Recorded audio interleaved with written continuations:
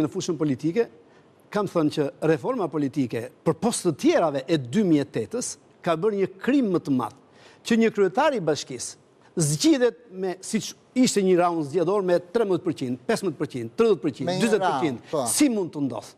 Si e heq balotazhin për shqiptarët, që pas kaq vitesh strapacim në një reformë të zgjatur, nuk arrim dot të dalim nga tranzicioni.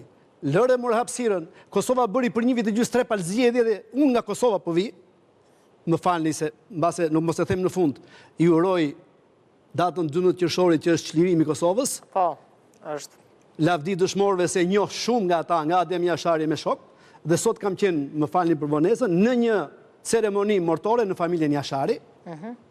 Do të thotë që edhe atje, për shkak të mungesës ose kohës së shkurtër të shtetformimit, arritën që brenda 1 viti të bëjnë 3 palë zgjedhje. Dhe ata kanë nxjerrë mësime shumë më të vlefshme që ja dhanë mesazhin politikës së sotme.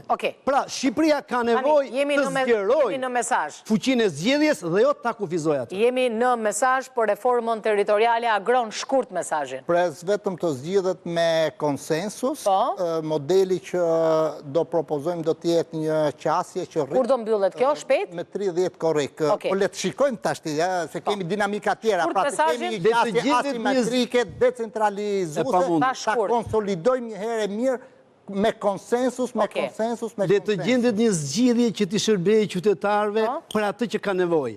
Nëse nuk e bëjnë të tillë, haram u qoftë edhe atë që kanë bërë deri tash. Faik? Duke menduar që nuk ka për të bërë asnjë lloj ndryshimi dhe ne do shkojmë me 61 bashki siç kemi aktualisht, ju kam një mesazh. Që mos i lodhni qytetarët kot nëse e keni menduar që s'do të ndryshoni asgjë. E kuptoj. Arbis. Çfarë më thon Arbisi? Bëj thirrje këtyre? Thuti. Na bëj thirrje neve. Na bëj thirrje neve, jo atyre. Kam thënë edhe herë, duhet të gjithë punës njeriu dhe jo njeriu të punën. Po. E kam thënë këtë gjallë herë. Ashtu duhet me bëj edhe kryeministri, me bëj një grup që marrin vesh nga kjo gjaja dhe mos njekin interesat politike, po të njekin interesat e popullit. Por siç thash, ty ju ka vdek patriotizmi, nuk e dojnë vendin e vetë, po edhe populli ka fillu delirat. Se çka ka kuptu kryeministri nga kjo që nuk ka shku me bashkit, sipas teje? Sipas teje? Sipas meje? Po, çfarë ka kuptu kryeministri nga kjo që nuk ka shku me bashkit? Ku e dina ne ka kuptu më, po talë. Po të paktën ka dëgjuar nga këshilli i lartë, nga kontrolli i lartë i shtetit, çdo vit bën raporte që ka kontrolle në njësitë vendore me të gjitha problematikat që kanë dalë, madje edhe me propozimet konkrete. I kanë ata, i kanë lexuar apo jo është problem tjetër?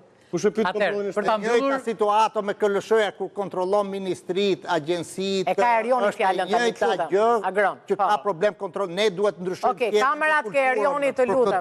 Tani, duke falënderuar miqtë e shkëlqyer për energjinë edhe për propozimet fantastike që sapo i dhan grupit politikan, po që me konsensus bëuni gati se do ta hani. 1. E dyta, ç'a do ishte mirë të ishte me konsensus?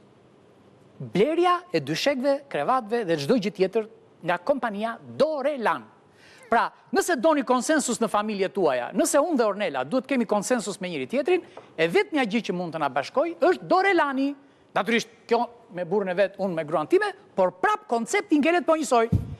Dorelani është reforma më e mirë që mund të bëni në shtëpi tuaja derisa të bëjnë këto reformën vendore.